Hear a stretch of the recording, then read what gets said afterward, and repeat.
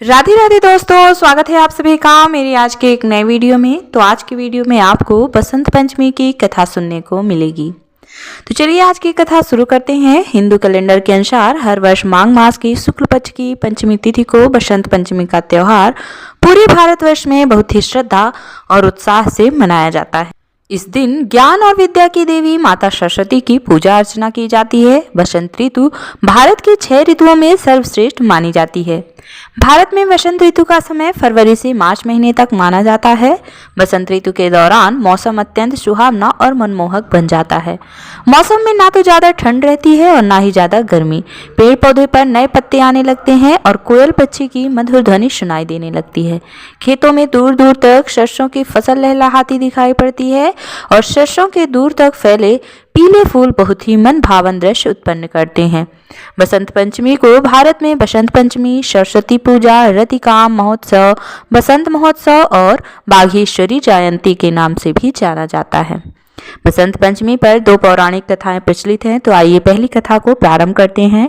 पौराणिक कथा के अनुसार भगवान विष्णु जी की आज्ञा से ब्रह्मा जी ने मनुष्य योनि की रचना की। सृष्टि के प्रारंभिक काल में जगत रचयिता ब्रह्मा जी एक बार भ्रमण पर निकले तो उन्हें सारा ब्रह्मांड मूक नजर आया। चारों ओर अजीब सी खामोशी थी। यह देखकर उन्हें सृष्टि की रचना में कुछ कमी सी महसूस हुई। तब उन्होंने विष्णु जी से आज्ञा लेकर अपने कमंडल से जल को पृथ्वी पर छिड़क दिया, जिससे पृथ्वी पर कंपन होने लगा और एक अद्भुत शक्ति के रूप में चतुर्भुजी सुंदर स्त्री प्रकट हुई, जिनके एक हाथ में वीणा एवं दूसरा हाथ वर मुद्रा में था। वहीं अन्य दोनों हाथों में पुस्तक एवं माला थी। माँ सरस्वती के प्रकट होने पर ब्रह्मा जी ने उनसे कहा कि इस सृष्टि में सभी जीव मूक हैं, ये केवल चल रहे हैं, इनमें आपसे संवाद कराने की सामर्थ्य नहीं है। इस पर देवी सरस्वती ने उनसे पूछा, प्रभु मेरे लिए क्या आज्ञा है? ब्रह्मा जी ने कहा, देवी आपको अपनी वीणा के सुरों से इस संसार को ध्वनि प्रदान करनी है ताकि ये सभी आपस में संवाद कर सकें, एक दूसरे के दुख तकलीफ को समझ सकें, स्नेह दे सकें। तब देवी ने वीणा का मधुर नाद किया तो संसार के समस्त जीव जंतुओं को वाणी प्राप्त हो गई। तब ब्रह्मा जी ने उस देवी को वाणी की देवी सरस्वती कहा। सरस्वती को बाघेश्वरी, भगवती, शारदा, वीणावादिनी और वाग देवी सहित अनेक नामों से पूजा जाता है। संगीत की उत्पत्ति करने के कारण वह संगीत की देवी भी हैं। बसंत पंचमी के दिन को इनके जन्मोत्सव के रूप में भी मनाते हैं। बसंत पंचमी पर देवी सरस्वती की पूजा करने के पीछे दूसरी पौराणिक कथा इस प्रकार है। इनकी सबसे पहले पूजा श्री कृष्ण और ब्रह्मा जी ने की है। देवी सरस्वती ने जब श्री कृष्ण को देखा तो उनके रूप पर मोहित हो गए और पति के रूप में पाने की इच्छा करने लगी।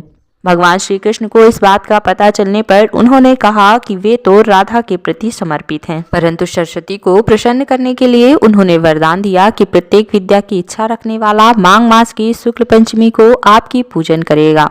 यह वरदान देने के बाद स्वयं श्री कृष्ण ने पहले देवी की पूजा की।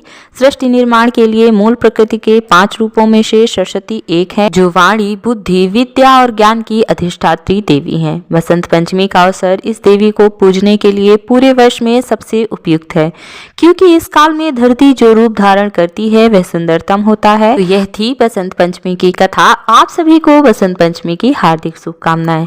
तो आपको यदि वीडियो पसंद आते हो तो हमारे चैनल को सब्सक्राइब करना ना भूलें।